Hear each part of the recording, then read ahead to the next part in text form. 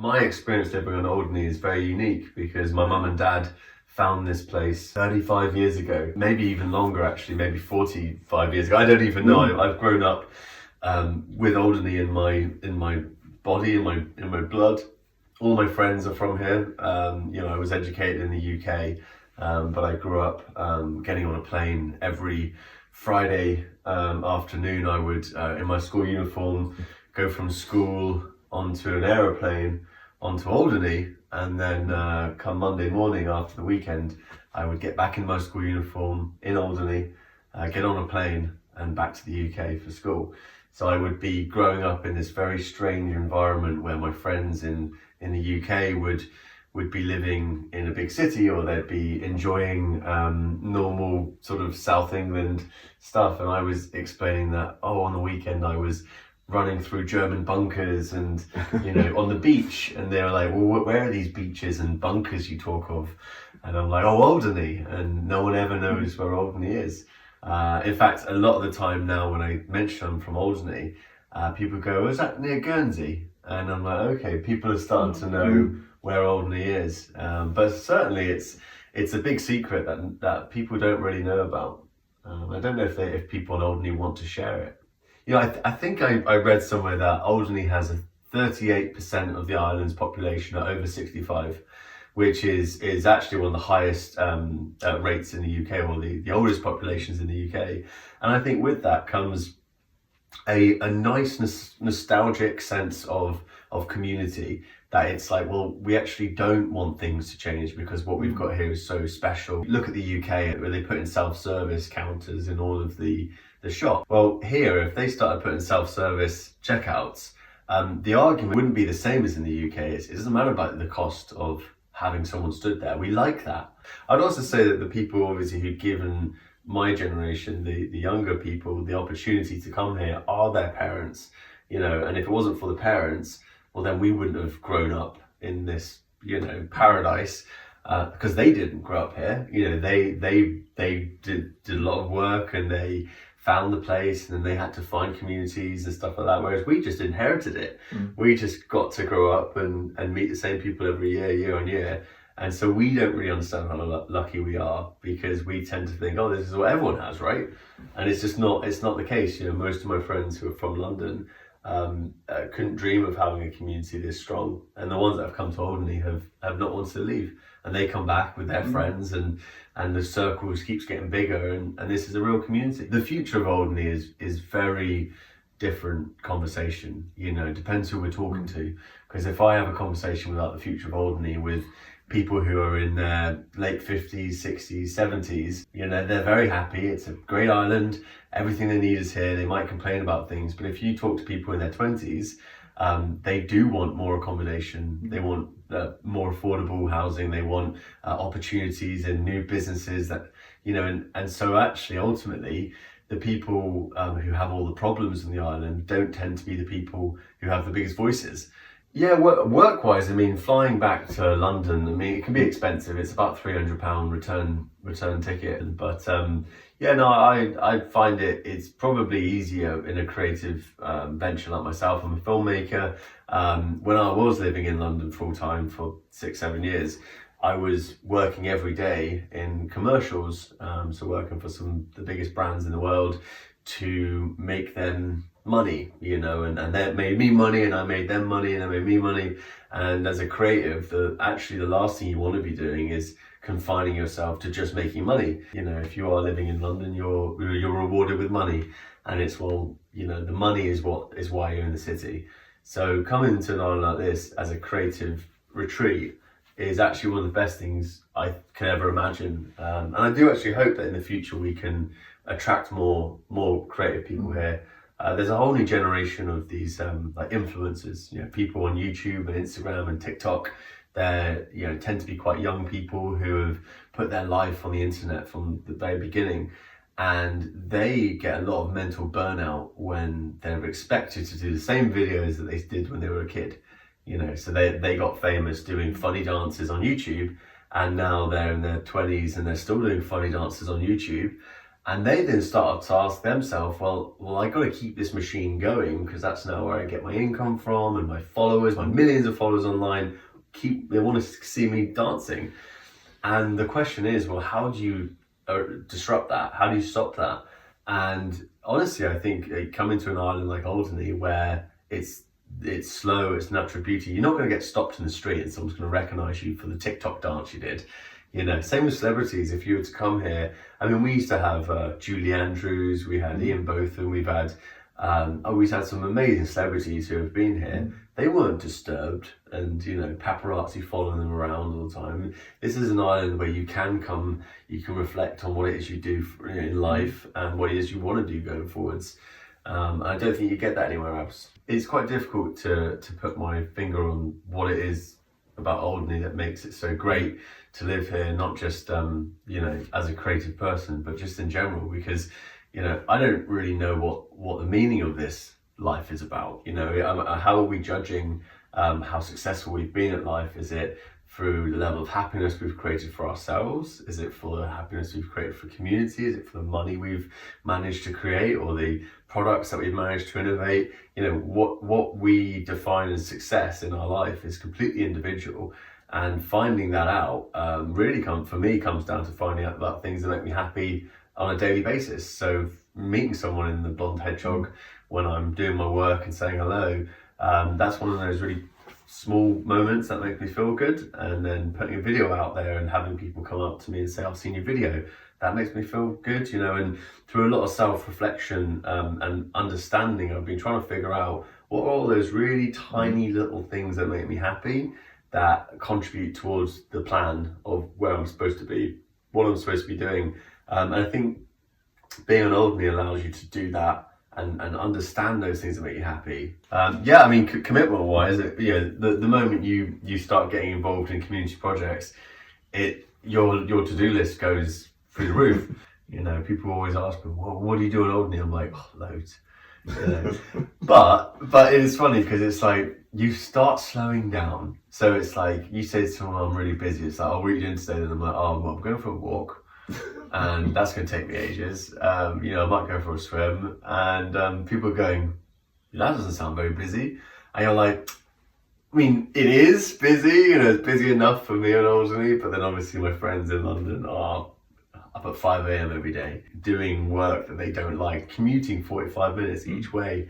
You know, and it's not that you get more work done in that state, but you're driven to do more work. Whereas here, you do a little bit of work every day and you're like, oh, that's it, I'm done for the day. You know, I can switch off now. Communication on an island like this is really, really important. Certainly when I started making videos, it was because I fell into it really. There was one day where I was fogged in and I couldn't get back to London. And so I just went out on my skateboard and I skated around the town and I started interviewing people about why they liked Alderney. And I put together some footage, and it was a 7-minute video, and I uploaded the video and I went to bed and I woke up in the morning and it had, I think it was like 60,000 views. And then a week later, I had 100,000 views. And I thought, well, we only have like 2,000 people on Alderney. So where's all these views coming from? You know, and what it showed me was that people were really proud of this island. And the moment they saw some guy rolling around on a skateboard, showing it off, people wanted to share that with their friends and family that they, you know, that have always said, come to Alderney, and now look, you can see a video of it. So that was my first moment making videos in Alderney, realizing that this is going to be a very interesting tool. So then I started volunteering for people, making videos for free, because, you know, the church doesn't have any money. Like, you know, I'm not going to charge the church to go and make a video about St. Anne's Church, but it has a lot of interesting history that people didn't know about. And then I started making videos like that, and then people now come up to me saying, oh, would you make a video about this subject or this subject? And it's interesting because now I'm getting quite a lot of momentum in the sense that people now know I'm offering these videos.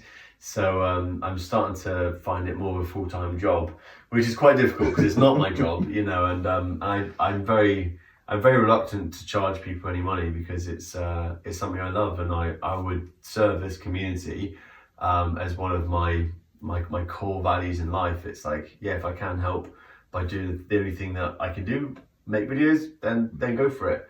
And people always send lovely comments, and they always say lovely things about the videos as well, so that's really nice. But sometimes you see Alderney in bigger films or in bigger documentaries and stuff like this, and it's really funny because if you're from Alderney, you know where all the places are, and a lot of the documentaries, particularly around the war, they take Alderney as this Nazi concentration camp, and you're like, oh, all right, getting very serious now, and then they go down at Longhi was this wall, and you go, it's Longhi for Christ's sake.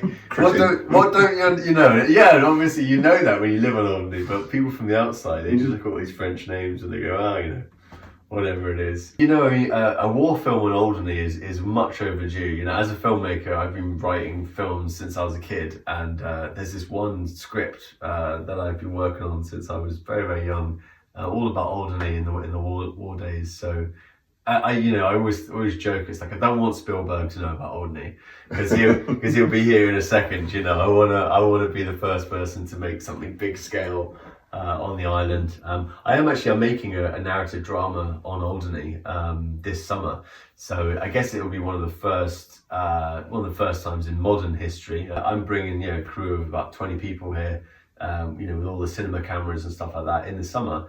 And of course, my producer says to me, "Oh, where's Alderney?" And I'm like, "Oh, it's this beautiful island. It's a suitcase. Where are we going?" Yeah, well, it's like there's the most cinematic sites, and the community's going to be there to help us. And he starts tallying up how much it's going to cost to get here. And he's like, no way. I'm like, "What do you mean?" He's like, 20 people going to Alderney and back. And he's like, "That's more than the budget of the film." And I'm like, okay. So there's a few issues we've got to iron out if we want Alderney's film industry to start booming, and also transport's one of them.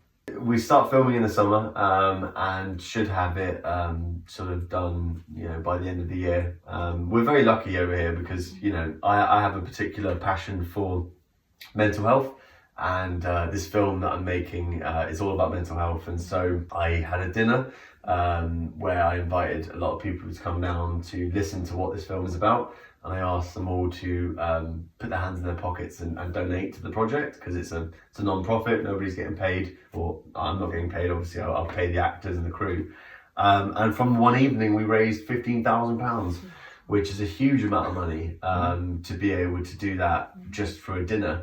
And I guess on that, it's like going back to the demographic of this island. It's like a lot of people who come here to retire, who have a little bit of money and they don't mind putting it into good projects.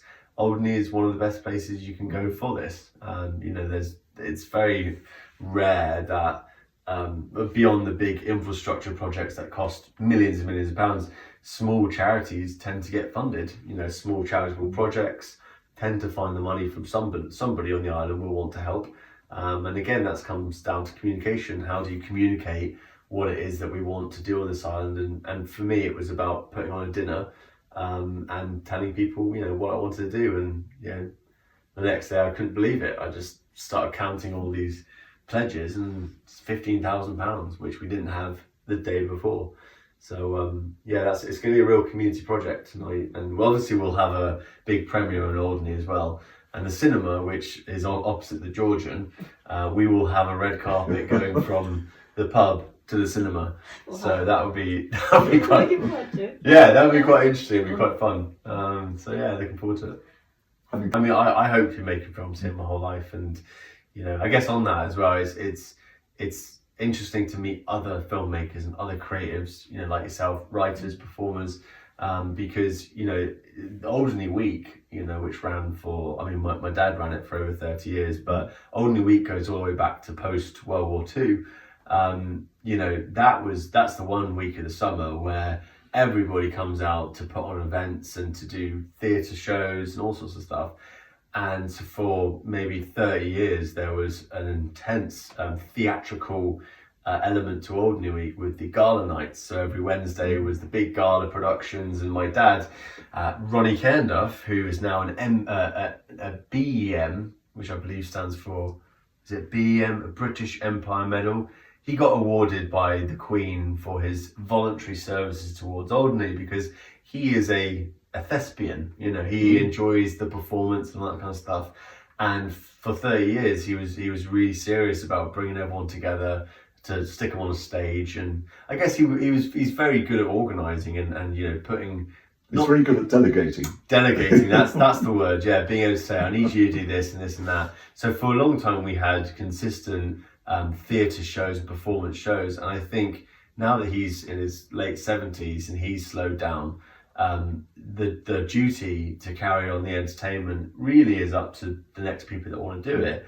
You know, and I would say that it's a real risk to hold on to what you got and not let anyone else in, because it's like, well, that's not going to carry on forever. And so if you do want something good to carry on and not get worse, protecting things isn't always a great idea. You know, so encouraging the new generation, even though they might not do it the same way as you, they're not as good as you in your mind, you've got to let them come in and pick it up, because it just won't carry on. So I do hope that the Alderney's performing arts community not just sort of carry on the theatre stuff, but I'd really like to be able to help with the filmmaking side of it, and you know, screenwriting is something that I'm a big believer of. But when you go to a theatre performer who doesn't care about the screen, suddenly you're like, oh, let's collide, let's collaborate, let's try and make something that lasts. Because the amount of theatre shows that get put on in Alderney that we've just forgotten about because they were 30 years ago or something. I'm here to film these type of things, just like you guys are filming this right now. It's like, it's amazing that we can actually sort of, like, you do the same theatre performance, but we put a camera on it, and suddenly people can enjoy it for the rest of their lives. But I do try and sell people the island, and I understand it can sometimes be a bit, you know, oh, this guy's talking bollocks. You know, he thinks he's selling like this dreamland, and I'm like, well, I kind of am. If you like it here. Now, like I said, if you don't like it here, that's just because you like other places. Go to Ibiza. Go and enjoy Ibiza. But if you'd like to find somewhere that is close to the UK, that is a small community, that allows you to basically just, every year you come here, you're going to be growing your community. You know, you go to Ibiza every year, you're going to meet people different all the time, whereas you come to Alderney every year and you'll meet the same people here now than you will meet in 60 years' time. And I think, just judging by the way that my parents have done this, it looks really fun to be around people in your late 60s, 70s, who you've known for 30 years. That just looks like a great idea. And so I'm going to try and replicate that myself. And bring everyone to Alderney. Everyone's got to retire to Alderney. That's actually my message to my friends. I say to them, look, if you like Alderney, tell me, because I'll keep inviting you. You know, and what's nice is I have lots of different friendship groups now that have all met each other because they all keep coming to Alderney. And I'm playing the slow game. You know, I'm saying, look, as long as when I'm 60 years old, I look up and I see, oh, my 4 or 5 of my friends have all decided to do the same thing, I'll say fantastic.